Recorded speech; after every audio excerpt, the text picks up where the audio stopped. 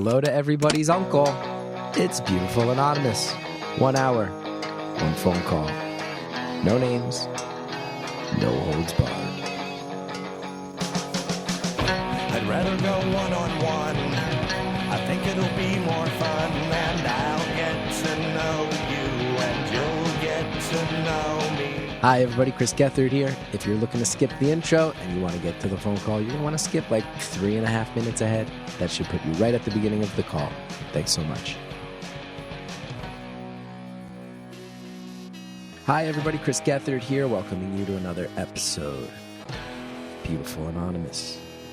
It's a joy to check in, to hear from you. I hope you're all doing well. I hope your heads are all held up high. I want to thank everybody who's been not just discussing the episodes on our Facebook group lately, but a massive amount of discussion about the fact that my family got a dog, which, if you've listened to the show for more than like 3 weeks, you have probably picked up on the fact that I have greatly identified as not a dog person in my life. A lot of people wondering how this happened, how it's going. And I'm so there is a part of me that is so tempted to say the only place I will discuss the dog is over at our bonus content, which you can sign up for at beautifulanonymous.com. This is a hot topic of discussion. I do not want to infect the dog. Already the Freudian slips begin. I do not want to infect the podcast with too much dog discussion.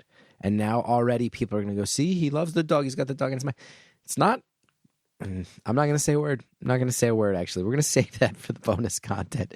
There is no dog discussion this week in either place. But this will not become a dog discussion podcast. And if we do, it's only for the people who pay for it. That, sadly, will probably drive signups. Let's see. As of right now, we have a very respectable 954 people subscribed at beautifulanonymous.com. Thank you so much to everybody who is. And I'm going to track this and see if me getting a dog and threatening to only discuss the dog behind the paywall gets more people to sign up. We're going to track that. If we can take note of that, Andrea, I'm going to see if we get a big bump. And if we get like 20 signups in the next few days after this comes out, I know it's all people who are hoping for more dog discussion. And honestly, I can't even anyway. Hi, everybody. I hope you're doing well. I'm going to keep the intro pretty quick, mostly because I think you can hear it. I have a cold that I'm fighting off, so I don't want to belabor the point. I will tell you that this week's episode is delightful. There's weird noises. There's animals. There's all sorts of tangents that we go down.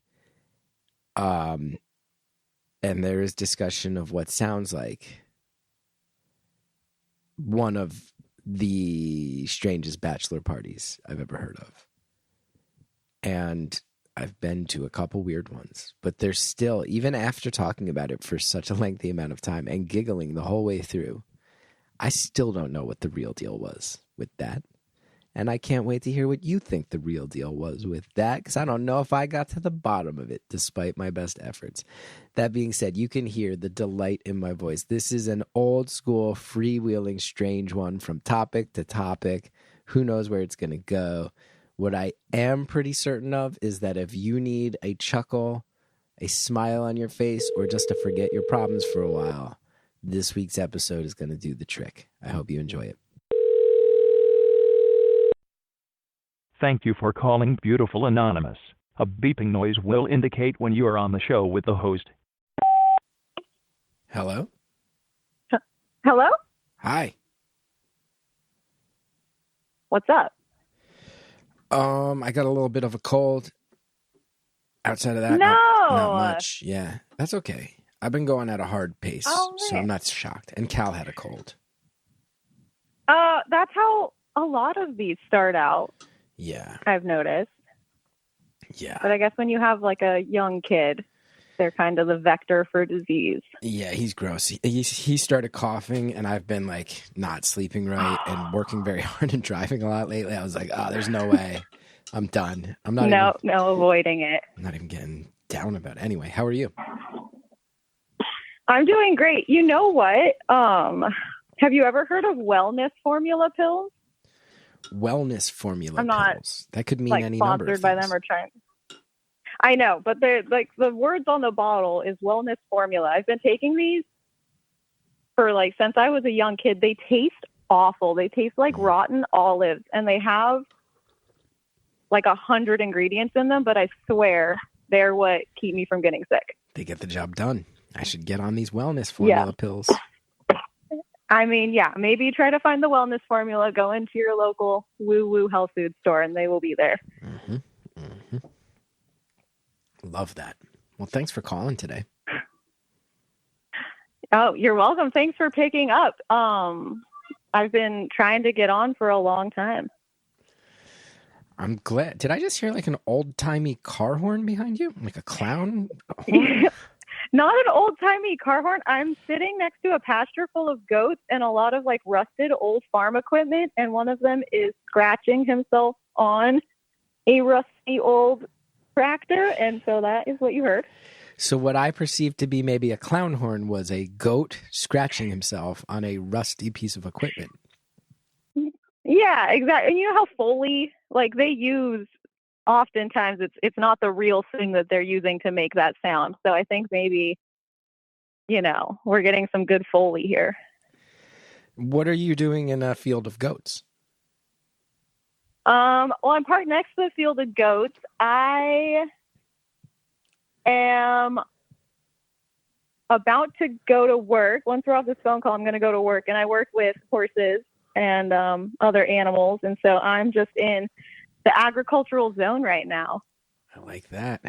I figured this was a good place to hang out while we had our call. So yeah, I'm just staring at there's a little cow in there too, but it's mostly goats. I do love goats. I have an affinity for goats. Do you? They're great. They're awesome creatures. Their eyes are kind of freaky. Yeah, they have eyes with no soul. And when I was at Rutgers many moons ago, my senior year, I took all. Oh, you had a goat. I had a goat. Yeah, there's a Cook campus is an agricultural college at Rutgers, and I took a class where I had to just hang out with a goat and then compete in a goat show. And I loved the goats, but yes, their eyes are freaky, and they will also lock eyes with you and unleash feces. And goat feces are weird. Oh. They're weird, and they'll lock eyes with you while they do it. This because you're protecting them. They're like, this is on you. Save me. Yeah. What do you do with horses? I'm a horse trainer. I'm technically an assistant horse trainer, but I can claim being a horse trainer. So I train horses. People send us their horses. A lot of people from like out of state. That's the weirdest part, is these people that own these really expensive horses and then don't ride them. They don't even have them in their home state, but they want to own them for some reason. And they're spending a lot of money to get those horses trained and shown and all of that. And then I also teach riding lessons to local youths. That's awesome. But yeah, that's the general gist of it. I don't know. It's kind of crazy. It's like my childhood dream as a horse girl. Definitely, you're always kind of thinking like, I could grow up and just do this all day. And then I took a long and meandering road, which included not riding for 10 years and going to law school and being a Hollywood tour bus guide. And then now I'm a horse trainer. That's a wild path. Yeah. A lot of false starts. I have my real estate license in 2 states, but that one's pretty common, I would say. Do you feel like horses is it? Do you feel like you've settled into your vibe with horses, that you finally found the thing that's right for you? I think so. I feel like everybody in my family has kind of proven to me that you can reinvent yourself as many times as you want to. But this is definitely the thing where I felt most calm and fulfilled and like happy. And I've been doing it probably the longest I've ever stuck with anything, you know, for like a few years now. It feels like the well is drying up financially in the whole industry. Horse training? Yeah, it feels kind of like it's not the best. Like, I don't see how anybody's making money. None of us are making real money doing this. But I mean, I love it. And if I keep my overhead low, you know, if I can continue to survive on not that much money, then yeah, I think I'd like to keep doing this for the foreseeable future for sure. Now, a lot of people don't know, because people think that Jersey is just, you know, my native land of New Jersey is just like a burning trash heap, garbage dump. But it's actually, there's a big chunk of Jersey that's horse country, where people are obsessed with horses. Yeah, I have never been to the horse part of New Jersey, but I'm from the West Coast. I live on the West Coast, but I love New York. I love Manhattan. And so my dream is to like live in New Jersey so that I can work with horses and then be close enough to like go see shows in Manhattan. I don't often hear from California people the quote, "My dream is to live in New Jersey." And I'm glad to hear it. I'm glad to hear it. You make it sound so wonderful. And like, it's the best. I feel like I understand like what you're saying. It doesn't sound like a flaming garbage heap to me. To me, it seems like this gorgeous, you know, like beautiful scenery. That's what I kind of live for. It's awesome. The horse, the horse stretch of the state in particular is probably as pretty as it gets. There's Somerset County. Right? Does it get really cold though? I can't be in the snow. It is. It's freezing today. It's really cold today. Oh my God. It's like 75 degrees. I'm like, I got hot. I had to park in the shade. So that's the only thing that stops me. Yeah, I hear you. Now, what does it take to, are you a believer in the idea that horses do have sort of a psychic connection with humanity, rivaled only maybe by dogs? Many animal people believe that horses feel this connection to us, and vice versa. Okay. Well, I would say yes. I think that horses do have that connection, but I credit this to being an only child that was raised with animals as my only friends, but I feel that connection with all of the animals. I feel like, I mean, the horses, they're my colleagues, you know, that's who I spend most of my time talking to and interacting with. And I think definitely on the levels of like having personalities and yeah, I don't know. I mean, I have full-blown conversations with them. Do you have more conversations with horses or humans on an average day? Oh, definitely horses on the days I'm working. And I mean, yeah, I'm a very introverted person anyway. I don't have a lot of human friends, so definitely horses. Yeah. I'm just yapping to them all day. I love this. Would you call yourself a horse girl? Because I know that's actually a phrase that has cultural implications. Are you a horse girl? We've had horse girls on the show before. Okay, so I really was scared to tell Andrea that I worked with horses because when I actually got through to her one time before, and then a few weeks later, I saw a vegan bisexual horse girl, and I was like, oh no, they already had me on. Like, they're never going to let me on anymore. But circling back to that question, I probably was a horse girl when I was a kid. I don't feel like a horse girl now because I feel like I'm not that weird, I guess. I am that weird. I'm not weird in that specific way. Maybe, but maybe I am a horse girl and I need to own it. I imagine from what you laid out, are you also vegan and bisexual? Yeah. Well, I would say pansexual, but also like bisexual is probably the easier one for people to comprehend. So I'll claim both of those. But yeah. As the only child raised around animals, like can't eat them because they were my friends. I get that. So I never ate meat. And then, I'm super queer. Well, this is one of these situations with this show that I love where, you know, something like this comes to light and then I will make a joke of like, oh, I never knew we were that popular with specifically vegan pan/bi horse girls. And then what will happen is in the internet comments, I will see at least 3 or 4 more people that are like, I'm a vegan asexual horse girl. I'm a vegan polyamorous horse girl. We're not all exactly the same, but yes, you do have many vegan horse girls who also have specific lanes of how they identify. It undoubtedly will happen. Yes, I think that is definitely your demographic. Yeah, that and social workers. You know, I thought about being a social worker, but I have enough student debt as it is that's what's scaring me off. I get that. Believe me, I get that. Yeah, I was like, I don't think I can do another grad school false start. I want to ask, because I like that, because you are talking about how you've bounced from thing to thing.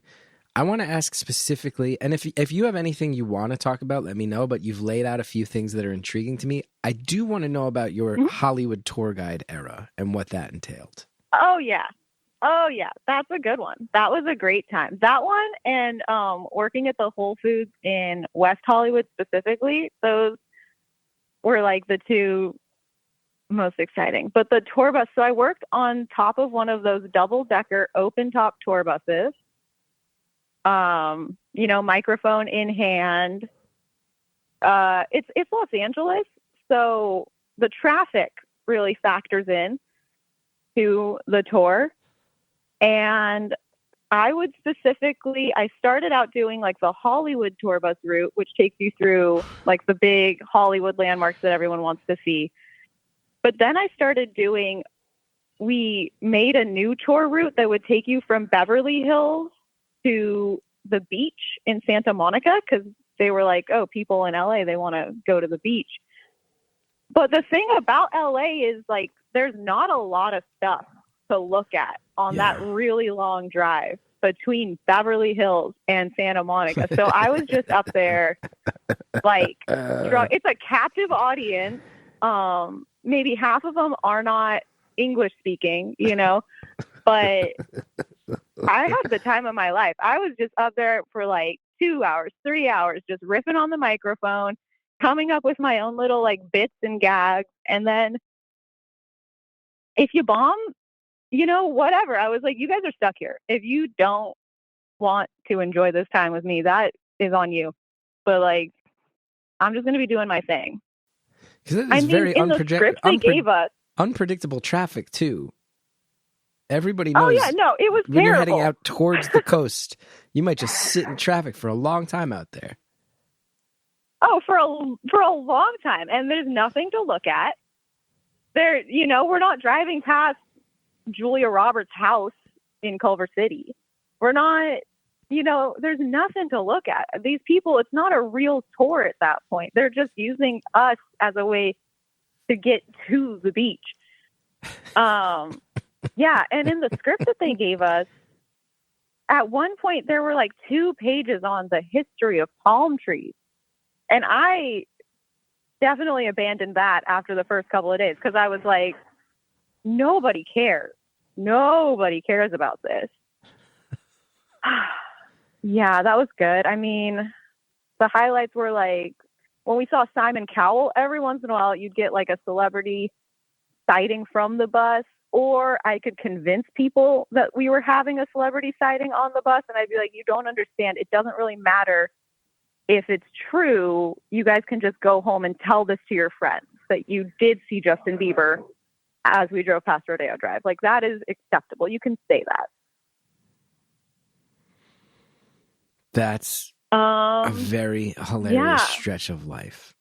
I enjoy that. When you would see a celebrity, when you all of a sudden it's like, hey, everybody, there's Simon Cowell. Is it just like Simon Cowell walking down the street and he just like puts his head down and runs for his life? Or is he stuck in traffic and everybody's taking pictures of him in his car? How does Oh, this no, happen? he's stuck in traffic. Yeah. Yeah, no, he's stuck in traffic. He doesn't look like he looks on television.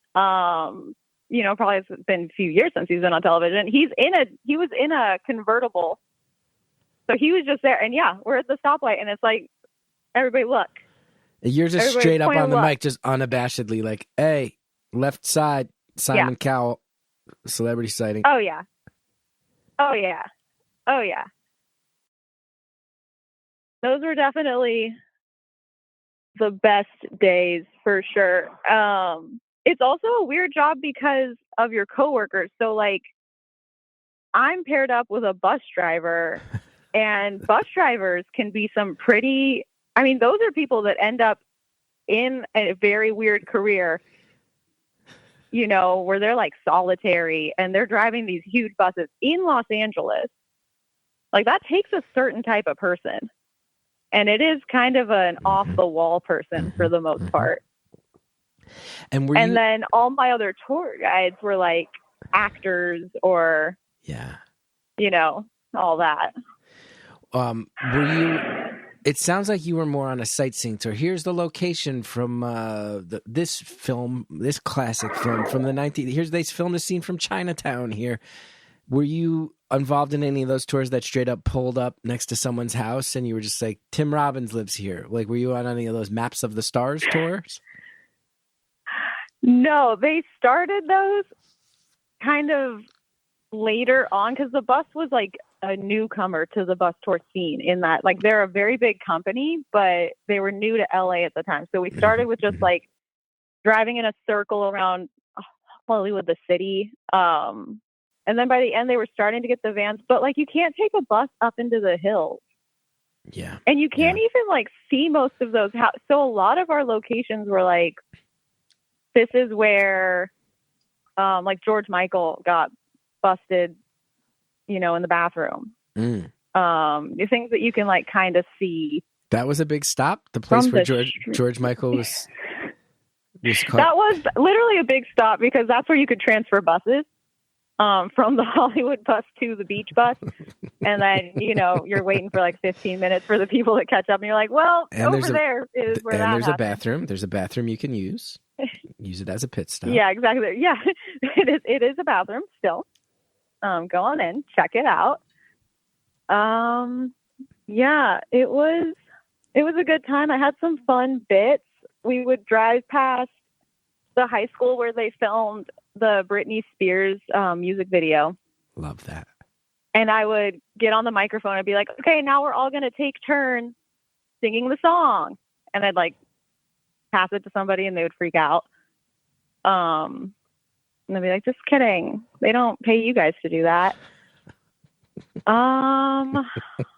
Yeah, I used to drive past. One of the best ones was a stoplight. We would always get stuck at for like 5 full minutes, which is a long 5 minutes. Yeah. Yeah. And the sign was a bear fighting a lion. So I would always make the bus vote on whether the bear or the lion would win the fight.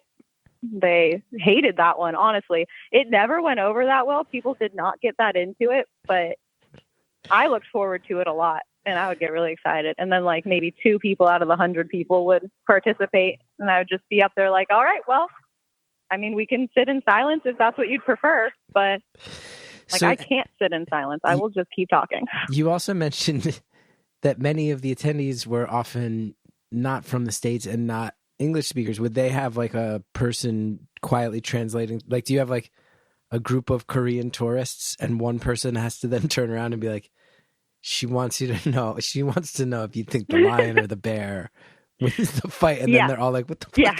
What the fuck is this? What and then they kind of look at me and they're like, he's not understanding. They're just like, the translator is definitely just not understanding what's happening.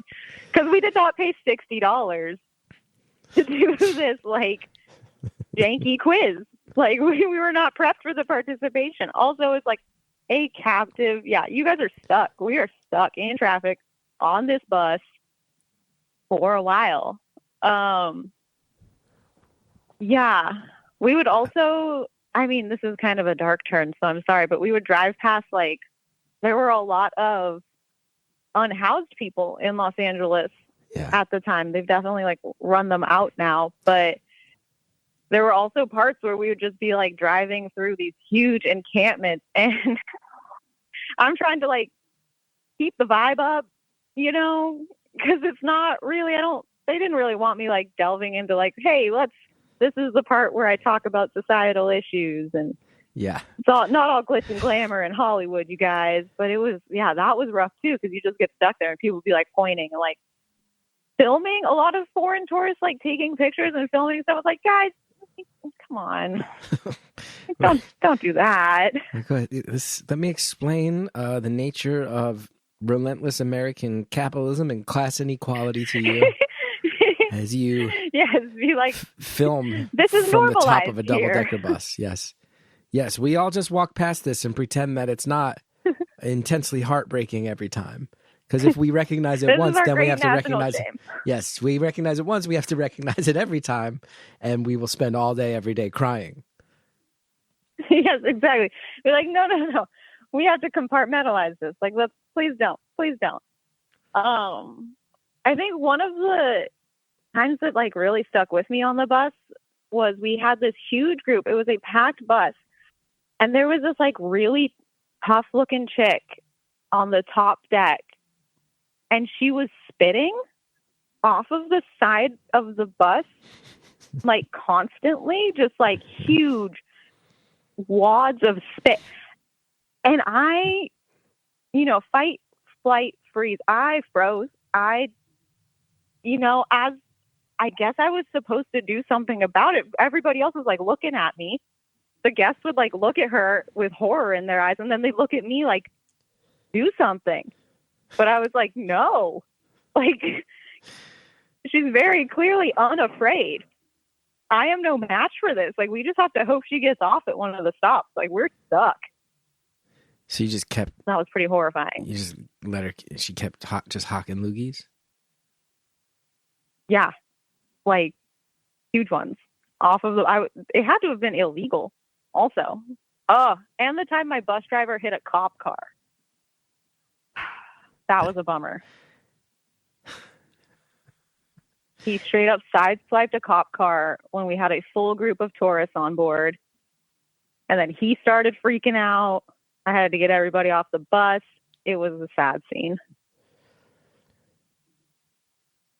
That does sound bad. How'd you wind up in LA? You mentioned that your other coworkers were aspiring actors, but you said it in a way that made it pretty clear that was not why you were there. Am I right or wrong? Yeah, no, you're definitely right. I grew up in Southern California. I grew up LA adjacent. Moved to LA. I don't know, kind of for the reason that I do everything, just because I was like, I don't know, that seems exciting. I have friends there. I didn't want to be an actor for sure, because I think growing up LA adjacent, you kind of get burnt out on all the people that want to be actors, and then they go out there and it's like, you're not taking acting classes, you're not taking this seriously, you're just out here trying to be hot and hope that somebody pays you a lot of money for it. So I don't know. I just ended up out there for a while, and it was cool. I loved it. It's a great place to live in your 20s. Now I don't live there. Yeah, I actually have a pretty crazy pandemic story for like when I left LA, if you're down to hear that. Yeah, sure. I feel like with you, whichever way the wind blows, that's where I'm going. I'm just following you on this one. You got stories to tell. I can sense this. We're going to pause right there on that sizzling cliffhanger of You've Got Stories to Tell, which is the premise of this and most podcasts. We will be right back. Hello, ladies and germs, boys and girls. The Grinch is back again to ruin your Christmas season with Tis the Grinch Holiday Podcast. After last year, he's learned a thing or two about hosting, and he's ready to rant against Christmas cheer and roast his celebrity guests like chestnuts on an open fire. You can listen with the whole family as guest stars like John Hamm, Brittany Broski and Danny DeVito try to persuade the mean old Grinch that there's a lot to love about the insufferable holiday season. But that's not all. Somebody stole all the children of Whoville's letters to Santa, and everybody thinks the Grinch is responsible. It's a real Whoville whodunit. Can Cindy Lou and Max help clear the Grinch's name? Grab your hot cocoa and cozy slippers to find out. Follow Tis the Grinch Holiday Podcast on the Wondery app or wherever you get your podcasts. Unlock weekly Christmas mystery bonus content and listen to every episode ad-free by joining Wondery Plus in the Wondery app, Spotify, or Apple Podcasts. Spark something uncommon this holiday with just the right gift from Uncommon Goods. The busy holiday season's here. I'll tell you, the holiday season stresses me out, and Uncommon Goods is out here making it less stressful because they have incredible hand-picked gifts for everyone on your list, all in one spot. Gifts that spark joy, wonder, delight, and that feeling of, man, that is exactly what I wanted. It's actually, I would say, eerie how often I'm kind of stumped and stymied on what to get someone, and I go and I scan through Uncommon Goods, and right there on the front page, something jumps out where I'm like, this actually does fit the person I'm thinking of. Uncommon Goods, what they do is scour the globe for original, handmade, absolutely remarkable things. Somehow, they know exactly the perfect gift for every single person you know. I will tell you that I just recently got my mom her birthday gift on Uncommon Goods. This is true. I was scrolling through. My mom is so hard to shop for. It is so hard. She's going to hear this someday. She's got to know this is true by now. Because she mostly just wants to be left alone. You know, she wants to do her own thing. But I found this tea organizer, and my mom drinks tea every day, and I thought it was cute. It looked good on the counter. I said, I think I just found the perfect thing. That's like a nice, laid-back, handmade gift for my mom, which it will be thoughtful because it ties directly into her lifestyle and interests. And here, Uncommon Goods just happened to have it on my scroll through of their front page. So it's good enough for me to hook up old Sally Gethard. You know it's quality stuff. When you shop at Uncommon Goods, you're also supporting artists and small independent businesses. Many of the handcrafted products you see, they're made in small batches. So that's another thing. If you see something and you're like, ooh, that might be good, you're going to want to jump on it because this is not like assembly line limitless stuff. It's small independent shops. Uncommon Goods looks for products that are high quality, unique, and often handmade or made in the U.S. They have the most meaningful, out-of-the-ordinary gifts anywhere, even gifts you can personalize, from holiday host and hostess gifts to the coolest finds for kids to hits for everyone from book lovers to diehard sports fans. Uncommon Goods has something for everyone. It is not the same old selections you find just everywhere else. By the way, every time you make a purchase at Uncommon Goods, they give $1 back to a nonprofit partner of your choice. They've donated more than $3 million to date. To get 15% off your next gift, go to uncommongoods.com/beautiful. That's uncommongoods.com/beautiful for 15% off. Don't miss out on this limited time offer. Uncommon Goods, we're all out of the ordinary. Thanks again to our advertisers. Now, let's get back to the phone call. Yeah, I actually have a pretty crazy pandemic story for like when I left LA, if you're down to hear that. Yeah, sure. I feel like with you, whichever way the wind blows, that's where I'm going. I'm just following you on this one. You got stories to tell. I can sense this.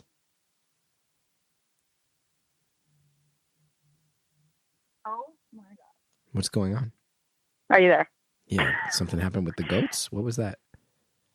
I don't know. My phone transferred the audio to my AirPods, but I'm back.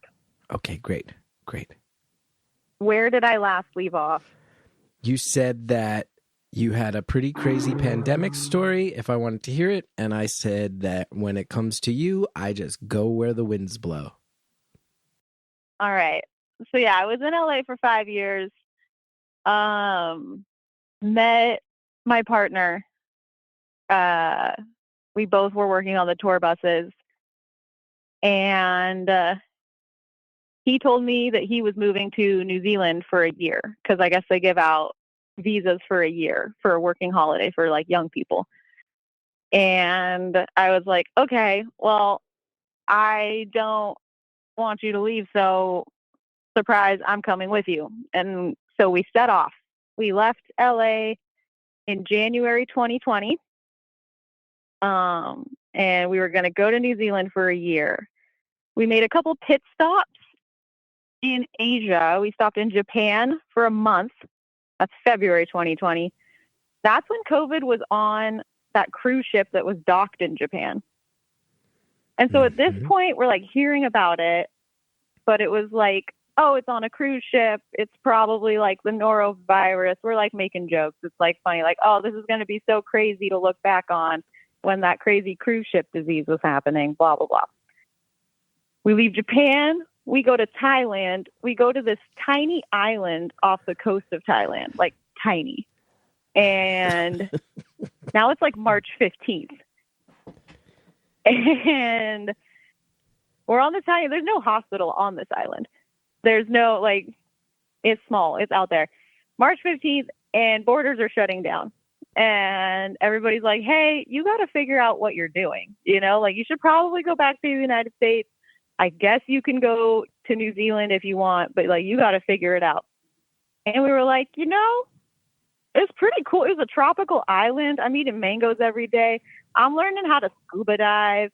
I'm walking to the beach. I'm spending ridiculously low amounts of money to survive, you know, as far as like living in a hostel and eating Thai food that's delicious and also very affordable. And so we're like, screw it, we'll stay here. And then as I'm sure you know, March 15th passes, April, May, June, July, and COVID, as far as I know, never got to the island that we were on. At least, you know, not while we were there. All of the tourists cleared out. We had it basically to ourselves. I was just hiking and like scuba diving and snorkeling every day. I was truly having, like, it felt like I manifested it. And I understand that a lot of people died. Like I had family members, you know, that died. So I'm not saying that to make light of it, but like you had the time of universally your life. enforced. I had the absolute time of my life. A lot of people really died. did. It's very sad. You are responsibly noting It's awful. that. That being said, Yes. you had the goddamn time of your goddamn life, and you would go back to COVID in a heartbeat. In a heartbeat. To put me on the equator within walking distance of a beach, honestly, the water was too hot to swim in some days. It was so warm, and the fish were so beautiful. Yeah, sometimes I really did wonder, like, did I make this happen with my mind? You know? Did you ever make it to New Zealand? No. No. So in Thailand, you get a visa for like, I want to say 60 days. But due to the situation, they kept kicking the can down the road. They were like, oh, we'll extend your visa for 30 days. We'll extend your visa for 30 days. But by August 2020, they were starting to threaten that they weren't going to extend it anymore. They were like, hey, you really got to figure something else out. And in August of 2020, the city of Los Angeles was literally on fire. And so my partner and I were looking at that and we're like, well, we don't want to go back there. New Zealand was shut down. That was not an option. But my partner's Japanese. And so we actually got married, virtually or by mail, because we were in Thailand. And so I figured out that you can get married by the mail in Japan. And we did that, and we crossed our fingers and hoped that they would let me into the country because Japan was also super locked down. And they did, and then we lived in Japan for a year. So you are aware that you're a ridiculous human being, right? Yeah, I am. And when people, this isn't even the half of it. How's that now?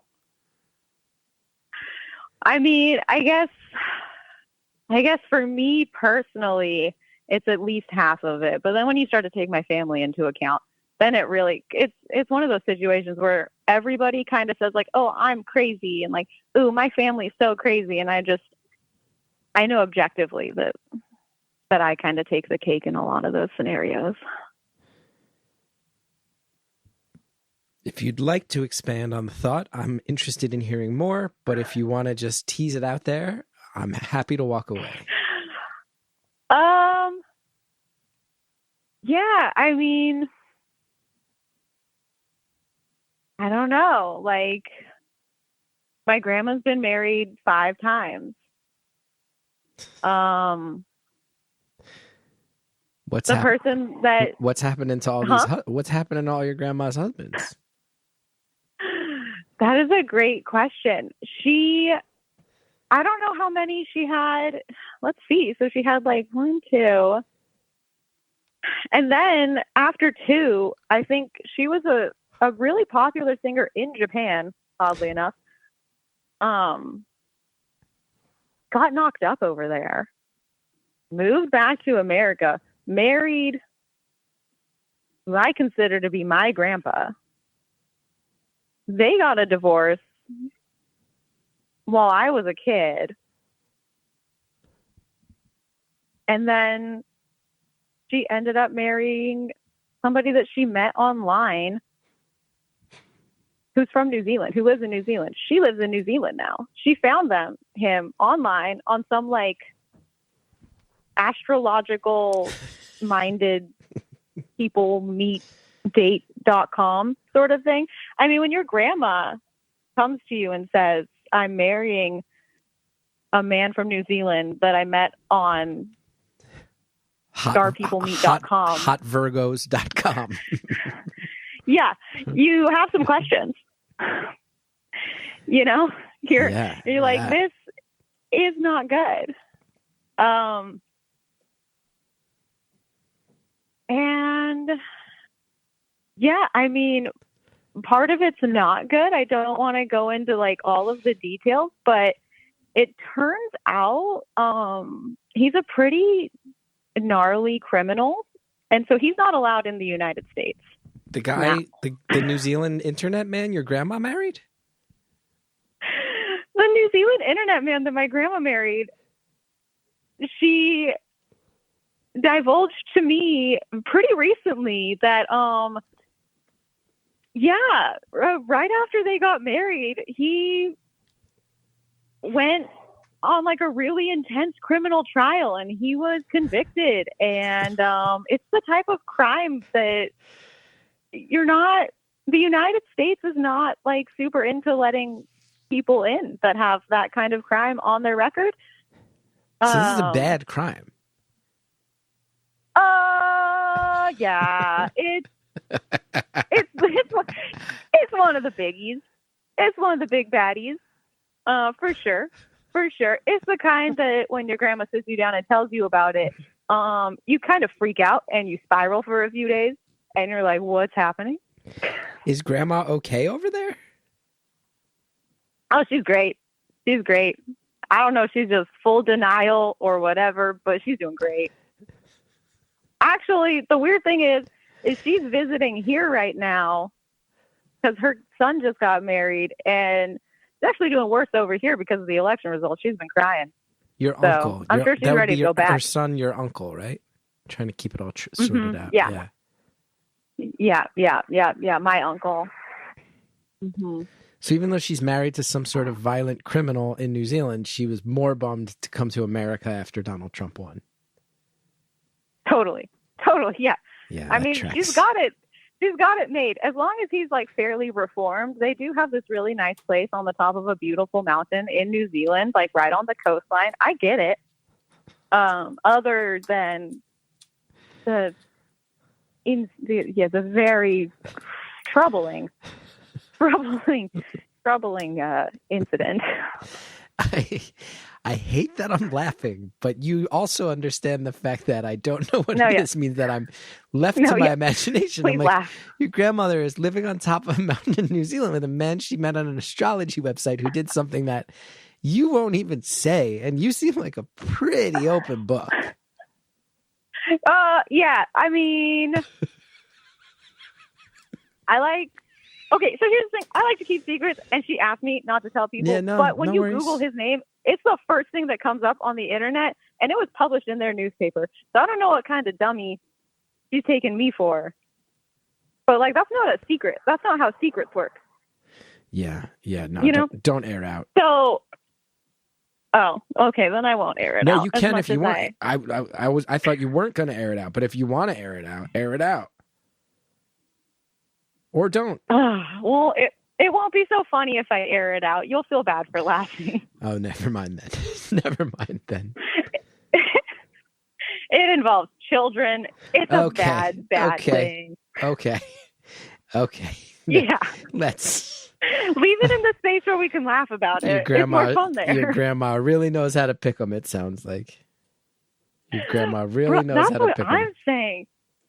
And that's why I feel like you can constantly invent yourself. Like, this woman's been married 5 times. It does not. Nobody's making the rules. Yeah. You know? Yeah. You do whatever you want. She changed her name to have, like, 6 vowels and, like, fucking doubled all the consonants in it because she paid some star dude $300 to tell her that was going to make her life better. Really? I don't know if it did. The marriage happened after that. But now people get confused when she's at airports and they hand her paperwork in, like, Hindi because it does not seem like a American person's name. Wow. Yep. Wow. So did you graduate right law now. School? Oh, wait, right now what? No. I dropped out of law school. I realized I really wanted to be a public defender. And I realized that they work like 80-hour weeks and their salaries are public information. They make like $50,000 a year. And you also lose a lot when you're a public defender. And I just realized that was not going to be the right lifestyle for me. So I dropped out of law school, just got my feet wet, just got myself into like, $30,000 worth of debt. And yeah, now I can tell people I went to law school, which makes them really confused, I think, when I'm like shoveling horse manure. The hell was that? Sounded like a jet just landed next to you. It's hot here. What kind of window makes that noise? It's a truck. A truck drove past me. Oh, okay. So it wasn't the sound of the window. Now. It was the sound of a truck. Yeah. Got it. It's because I have the open window. Understood. Mm-hmm. You are another truck? Was that another truck? No, this was a mid-size SUV. How come every time any vehicle goes by, it sounds like Darth Vader's breathing directly into the phone? All right. Here's what I'm going to do. I'm going to roll up the window. No, you don't have to. I'm just going to keep making jokes. No, I did. I got the goat side window open, so I still. They're all napping right now. So are you still married? Let's pause. I got to tell you, this call tickled me endlessly and goes in a million more directions you still might not see coming. We'll be right back. One of the toughest things about the holiday season, figuring out how to stay connected and how to celebrate with people who are far away. We're living in a world now where very often families spread out. You might be missing the people you love. I get that. In this holiday season, you want to make sure that you can still have your loved ones being a part of the festivities, even from afar. Maybe there's a way to make them feel close to you, even if they're not physically close to you. We've got the perfect gift for you. Skylight Frame is the touchscreen digital photo frame your whole family will love. Upload thousands of photos with your phone and watch them appear in seconds. It's really easy to use. They make it totally intuitive. The setup for the whole thing takes less than a minute. You can invite friends and family to easily share photos via the free Skylight mobile app or email. You don't have no subscription. You don't need to have an account. It's very seamless as far as the sharing goes. You can add new photos straight from your phone from anywhere. So let's say you're in another country. Let's say you're in the middle of the Grand Canyon and you just happen to take a picture that is a banger. You can make sure that it's out there spreading and that all the people on your frame are seeing it as it goes through and appears on their frames. The touchscreen, by the way, is a real game changer. You can swipe through photos, tap to see new photos sent. There's a heart button that says thank you to the sender when it comes up. And it's not a cheap, chintzy thing. It looks great up on the mantle. It looks beautiful in your home. Really quality frame, and you will be happy in that sense. I think sometimes people worry about things like this. Is it going to look good if I actually put it up on a shelf or put it up on a end table? Yes, it does. It looks really good. There's also 5 different frame styles. You can set it up in portrait or landscape, whatever you want. In a lot of ways, I would think of it as a way to let in the people that you want to let in without having to blast everything out on social media. I think a lot of us feel like, is there a middle ground where my whole life is not for public consumption, but where I can have the people who I really care about receiving these things and these images and these moments from my life? This is it right here. Skylight frame. They've got the original 10-inch. They've got the larger 15-inch gallery frame. Both will look perfect in any room. Both can be mounted to a wall. Both can stand up on their own. Makes a great, meaningful, personalized gift. You're going to love it. There's also free 120-day returns. You're not even going to need that because you're going to love it so much.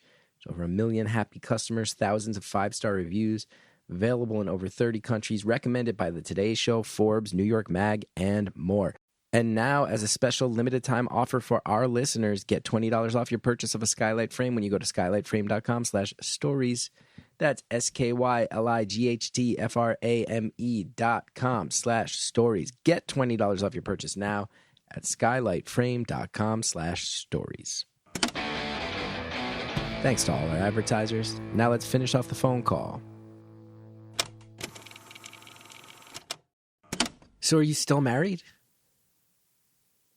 Yeah. Yeah, I'm still married. Yes. I'm still married. Did you ever go back and have a ceremony?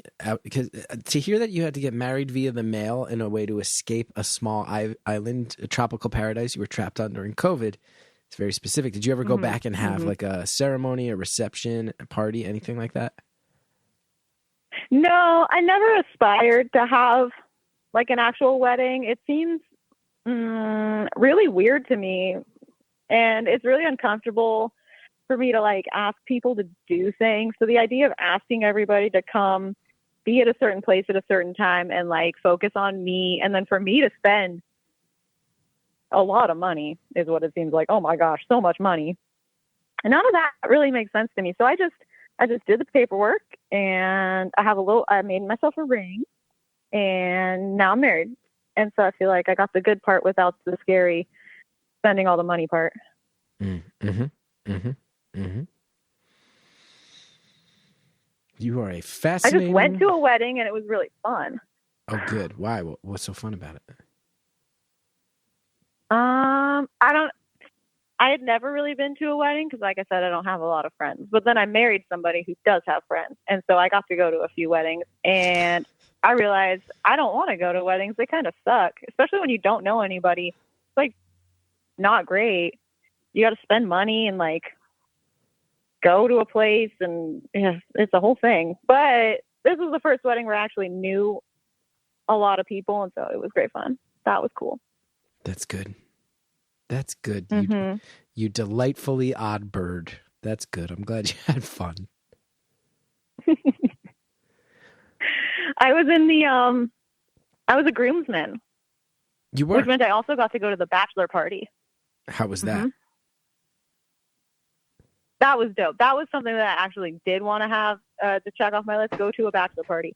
And I got to check it off of my list, and it was awesome. What kind of bachelor party activities did you do?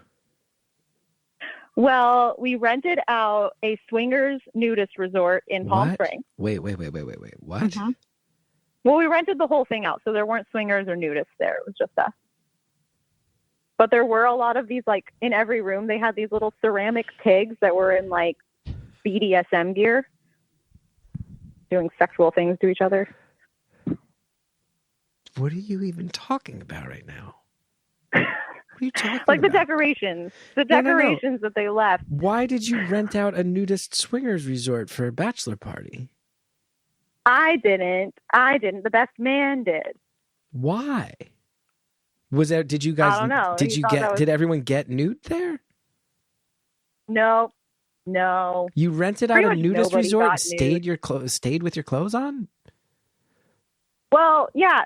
Also felt kind of uncomfortable. They had a lot of cool like hammocks and stuff, but I didn't like it. The implication of it.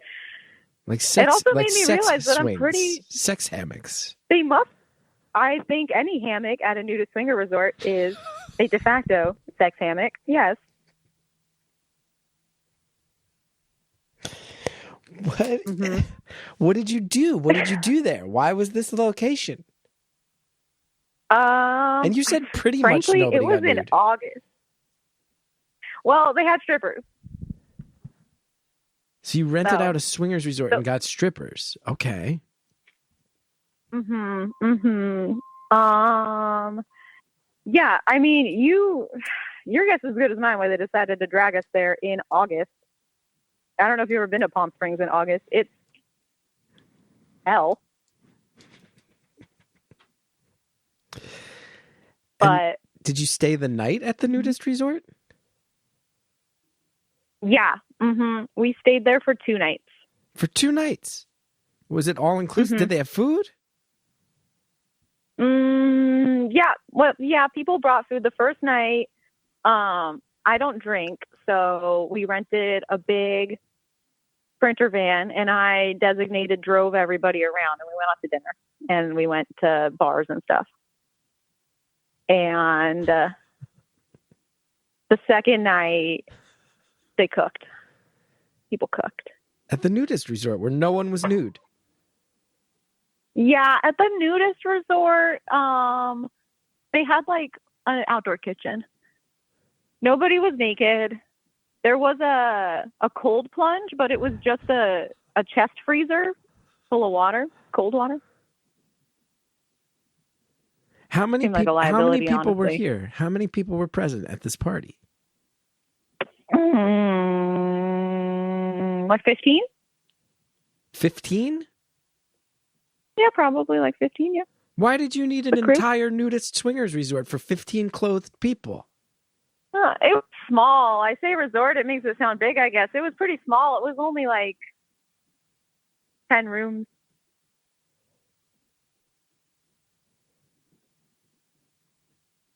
So it was reasonable. Nothing about this is reasonable. Nothing you're explaining to me is reasonable. Okay, this seems like the most normie thing. These were my normie friends. Like this is all very understandable to me. So this is crazy that this is crazy to you. Because the swinger, yeah. And then I realized that like my friend was like, oh yeah, I've been to this resort with my wife a couple of times, and I was like, I did not know that you guys were like that, but now I do. Which is cool. Good for them, you know. Was a weird thing to learn. Wild times. It sounds so like it's going to be so over the top and debaucherous, but it sounds like you mostly just hung out and cooked at the nudist resort with your clothes on? Yeah. Yeah. And then there were the strippers, and then everybody was doing a lot of drugs. And so when I was driving around in that Sprinter van with those drunk, drug-addled people, it was pretty funny because like every few minutes I would just hear from the back like, oh my God, are we getting pulled over? Like, is that the cop? And they were just, hallucinating back there. One dude, he got the weekend off. I don't know how he did it. He just had a baby like a week prior. He got the weekend off. He ended up we had one of those vials of LSD. He drank it all. What? People were supposed to take like 4 droppers of it. And by the end of the night, he was sitting there and he was like, I'm just going to drink it. And did this new father lose his mind? I think he kept it together pretty well, honestly. Honestly, he did a very good job. So everybody's getting messed up on hallucinogens and walking around the nudist resort with their clothes on? Yeah, I mean, bathing suit clothes, but clothes, nobody was naked. Nobody's hanging dong. How many other women were members of the wedding party? None. So it was just you and a bunch of drug-addled men at the swingers resort? Yeah. Were you worried about that going into it? Of like, this feels like it could be socially strange? Oh, no. No. I've known all those guys since I was like 12 years old. Well, at least nobody was hanging dong. Nobody was hanging dong. Nobody was swinging the schlong around. Yeah, I mean, the funniest part was like one of the guys had broken up with his girlfriend of 6 years, like right before. So he was just crying the whole time. That's not fun. Which, I mean, it's sad to say. It's sad to say that's the funniest part, but just like funny in like a grander, it was a little bit funny. So he broke up with his girlfriend, went to a nudist resort, got fucked up on LSD, and just cried the whole time? And then, he was trying to keep the mood up, but then every so often you just see like, oh, shit. Oh, no, he's down again.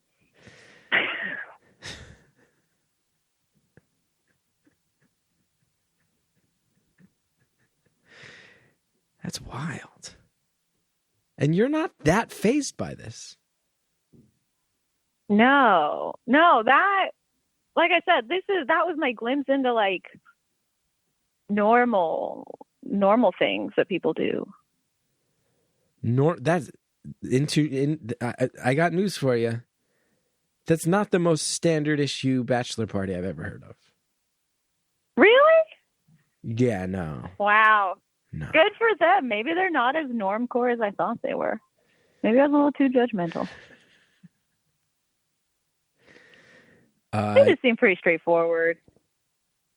No, I tell you what, though. Yeah, tell me.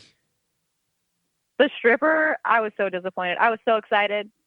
I was like, stripper. And then she was busted, and literally busted. She kept complaining about her Achilles. She would be like dancing up on somebody. She'd be like, I gotta stop. My ankle is hurting too much. I gotta go. And like, I feel like, you have to maintain the illusion as a stripper. You don't tell me your ankle hurts. I don't want to know that. Come on, man. And also, my friends are fucked up on acid right now. Let's not harsh their buzz, bringing up physical injuries. Yeah. Now we're all fucking empathizing with the sex workers. Oh my gosh, they're feeding the ghosts. They're all so excited. Yeah, she ended up actually using the cold plunge. The stripper did? To heal her ankle? Yeah.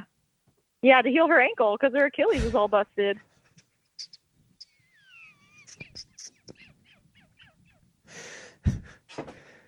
It sounds like a real sad bachelor party, if I'm being honest. That's what happens when you wait till you're freaking 40 to get married. You got some guy crying about his girlfriend the whole time. Some dude all fucked up on acid who won't shut up about his new baby. You got a stripper nursing an ankle injury. Everybody's got their clothes on. You're staying at a nudist resort and everybody's clothed, which I don't know. I want to see people's feedback to this. To me, I think it's really weird to rent a nudist resort, which has all these implications, and then just stand around it with your clothes on, fucked up on drugs. I think it makes more sense socially to just get naked at that point. To hang some dong, as you might say. Interesting. I mean, okay, well, it was my uncle's wedding. What? That was the one that your My grandma uncle's came back for? Yeah. This was this was family members you were getting fucked up on acid at a nudist resort with? Yeah. Yeah. But so I don't think, I'm not trying to hang dong. I can't. No, I mean, that it might have changes been everything, but it fine, makes but- it even stranger that they rented a nudist resort. Yeah. I guess. But you know, just speak for the location, not for the nude part. Nudist resort is only a nudist resort if the nudists are there, and they were not. See, this is the fundamental thing that I'm wondering about here. I'm going, clothed at a nudist resort to me feels ickier than naked at a nudist resort. But then you drop the bomb that it's your uncle, naked with your uncle at a nudist resort, creepier than clothed at a nudist resort. See, so now it all kind of makes more sense. No, we are never getting to a point where anything you say makes sense. You will not hear a point where I say this particular story. Oh, now we wrapped it up with a bow, and I totally get what happened back there. Yeah. How many of the people were related to you at this party? Of the 15 No, just people? one. Or was I have a just your small uncle? family. Yeah. But you did know My most uncle- of the attendees. Yeah. Well, because I've been friends with them, like I said, since I was like 12 years old. They've known me forever. Yeah. I've known them forever. Okay. Mhm. Okay. Damn. Lived a lot of life. I mean, no wonder you talk to horses more than people, though. What's that weird little ping noise? Yeah. That was a dog. That's the guardian dog. Like I said, they just fed the goats lunch. So he's busy right now. Trying to keep him in line. Surprised you could hear that. Yeah. You're just telling me bizarre stories with a series of strange noises in the background. That's the theme of this call. Oh, farm life. So do I can roll up that window too. It's not so anymore. you live on a farm these days, or you just hang out on one for work all the time? No, I just hang out on a farm. I can't afford my own farm. I have a nice house though. Good. That's nice to hear. That's nice to hear. You know what I'm looking at right now? What? It's something that's really funny. And I'm not trying to go too deep into this, but it's a flag and it's got Donald Trump on it. And he's dressed up like a cowboy. Because I'm out in front of the cowboys at like Trump's farm. And I drive past it and I just think it's so funny. Because like the dude lives in a golden tower in Manhattan. He's not a cowboy. Like, what are we talking about? Yeah, he lives on a golf resort that he owns. 2 of them, in fact. Yeah. The man is not a cowboy. For the love of God, be real. But it cracks me up. I really like talking to you. Wow. That's awesome. I like listening to you. I like watching the stuff that you make. I'm really grateful for the stuff that you make. I'm super into comedy. And I mean, as a child, one of my proudest moments is when I performed Andy Kaufman as Latka singing the Mighty Mouse song at my 2nd grade talent show. 2nd grade? That's young for Kaufman. Yeah, I was precocious. I love that. I was very precocious. You know what I love about... The students? Oh, the students. Yeah. What? How did the students react to the Mighty Mouse bit, the infamous Mighty Mouse? Oh, they didn't get it. Mm-mm. No, did not go over well with the students. Couple of the teachers, though. Couple of the teachers loved it.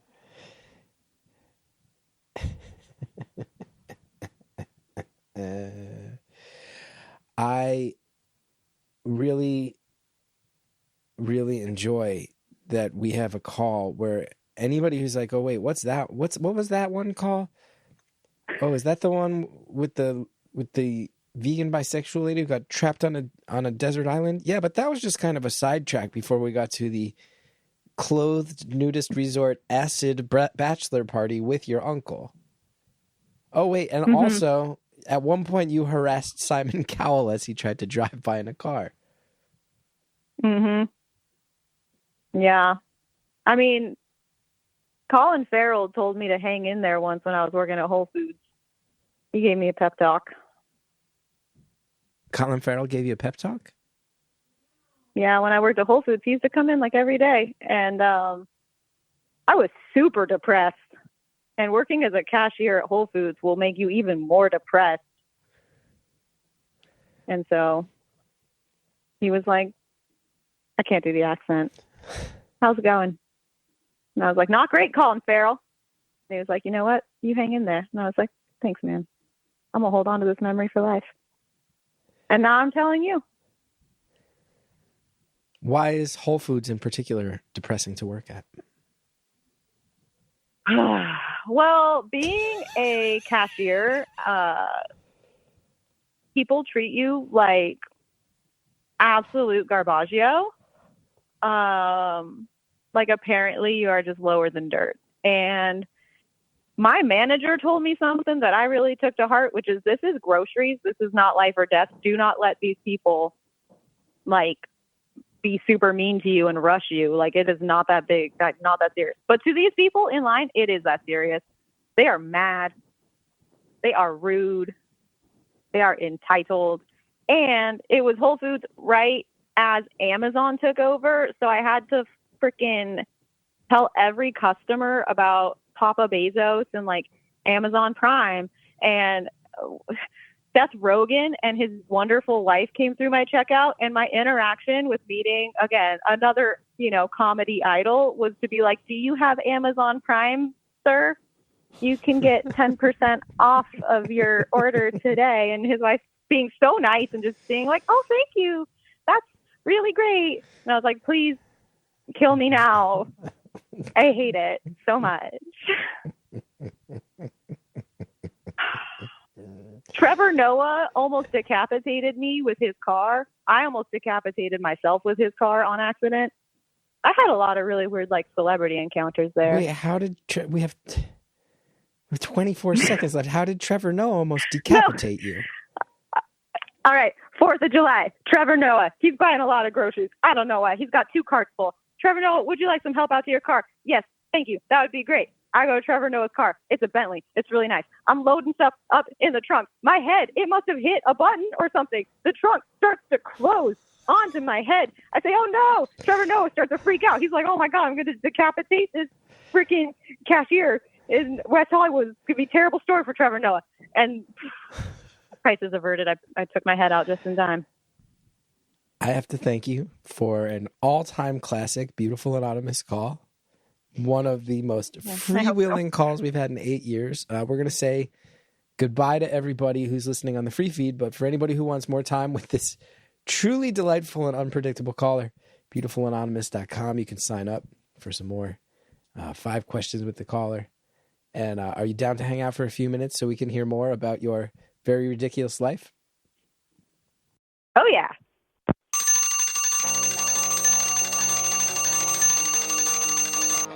Caller, I can't thank you enough for that delightfully all over the map phone call. It was really what I needed in my life right now.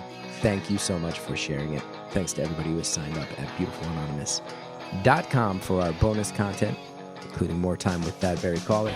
Thank you to our producer, Andrea Quinn. Thank you to Shell Shag for our theme music. Go to punchup.live/Chris Gethard if you want to know more about me.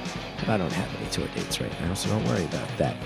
We have a voicemail line. It's 973-306-4676. We are on Instagram at Beautiful Anonymous Pod. Join the Facebook group at Beautiful Anonymous, the community. It's the best place to discuss episodes with other listeners.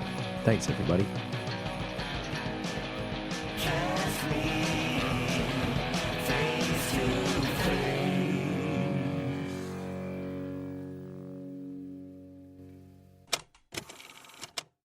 This week on Beautiful Anonymous Plus, here's some of what you'll get from the 5 questions. I cannot believe that's landed on this next question for you. I don't think we've ever landed on this one before.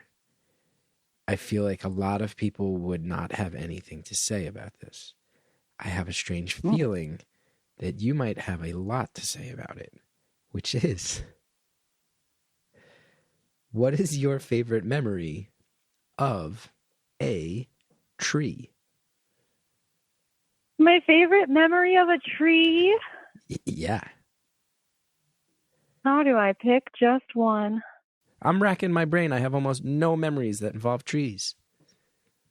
That is sad. That hurts my heart.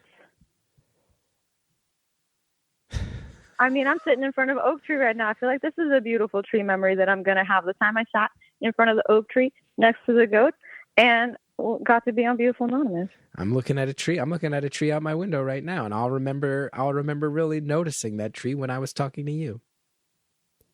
Good. There we go. Tree memory. Don't forget to sign up for Beautiful Anonymous Plus at beautifulanonymous.com.